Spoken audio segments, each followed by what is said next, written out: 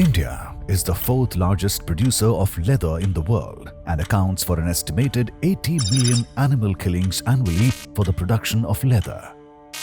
Urban India generates around 56 million tons of municipal solid waste per annum, of which 40 to 50% is not processed and eventually ends up in landfills.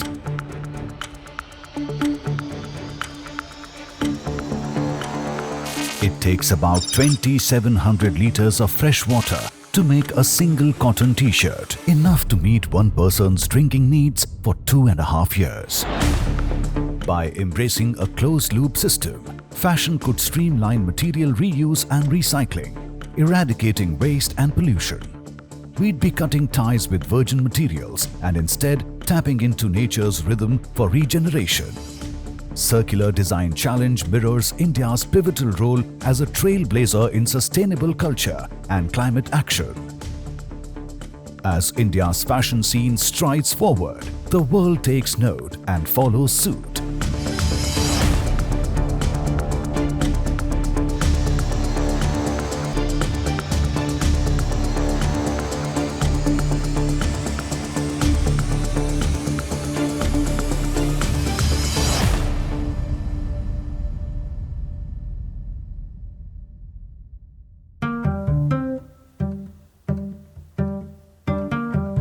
My mother is an ethnic wear designer based out of Calcutta, and she primarily deals in fine handcrafted bandhni. So a lot of my childhood was spent in cluster visits, getting introduced to new crafts at a very, very early age. And it was very, very exciting.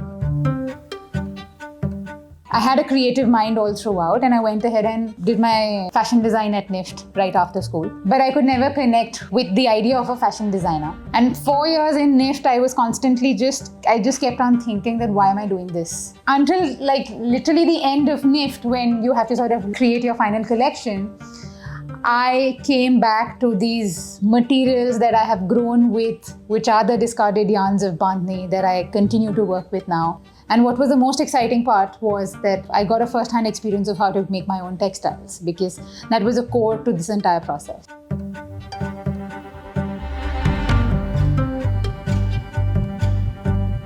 I don't connect with fashion as much as I connect with textiles. I love to work with materials in general, be it paper, clay, ceramic, textiles, of course. But in general, different mediums, different expressions, how do you sort of figure out your expression amongst all these mediums that exist?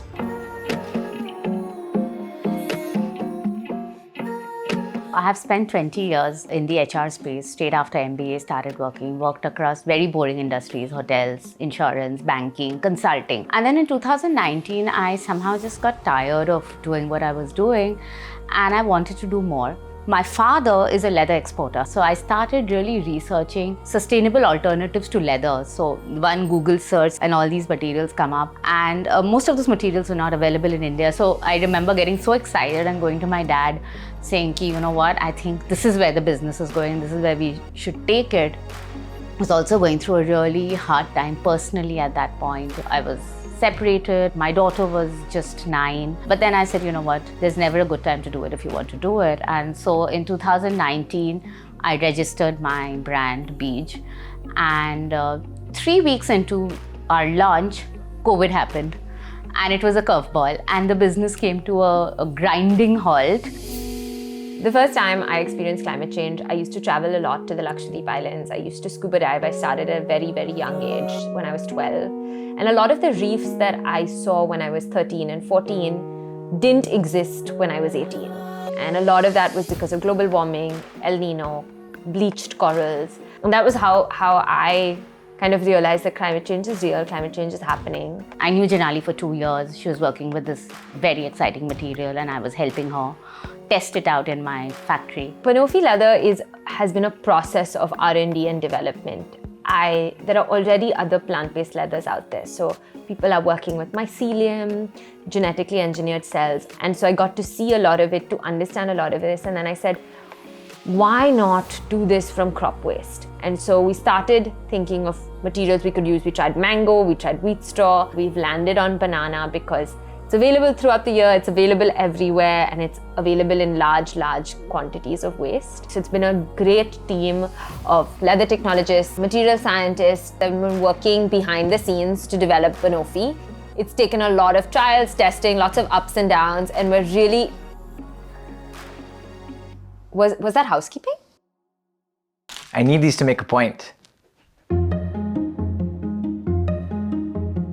At the age of 9, Dad got a job in Dubai, so I moved to Dubai and I spent my formative years in Dubai and then ended up working in finance. And I remember moving to New York, it was like the best thing. I was like, oh my God, this is the greatest city in the world. I have a well-paid job, I have my own apartment. And then I was still depressed. I was really down. And I didn't know if I had the right to be depressed, right? I have everything. So I quit my job in New York and I wanted to move back to India. I wanted to work on poverty alleviation and solving social and environmental issues. But I didn't want to be that guy from New York who thinks he knows everything. I went to Guatemala first to learn about how to make impact in the developing world. I worked with local social entrepreneurs there.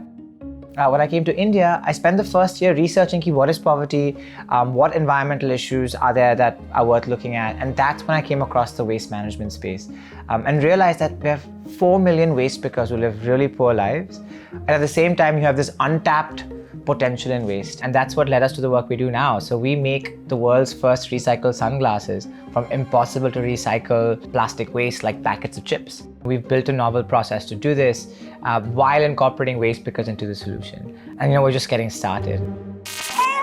Hello, how are you? Happy to finally see you. We've really not planned these looks at all. I'm just writing this. Yeah, this is so cool, the belt. This look just came from Sri Lanka yesterday, an extra look I designed. With your aesthetic, going bigger on that volume Max. I'm not presenting a collection, I'm presenting shoes. Yeah. Exactly. यार तुम बहुत understanding हो यार. See, no. We've been living in our studios for the past couple of months that this feels like a drum roll moment. It is beginning to simmer. Behind hearty handshakes and tight hugs, there's a palpable anxiety, a little apprehension, some nerves as the mind starts to manifest about the potential outcome in the days to come. All the finalists are winners, but there's only one name that goes on the trophy. Shall we begin?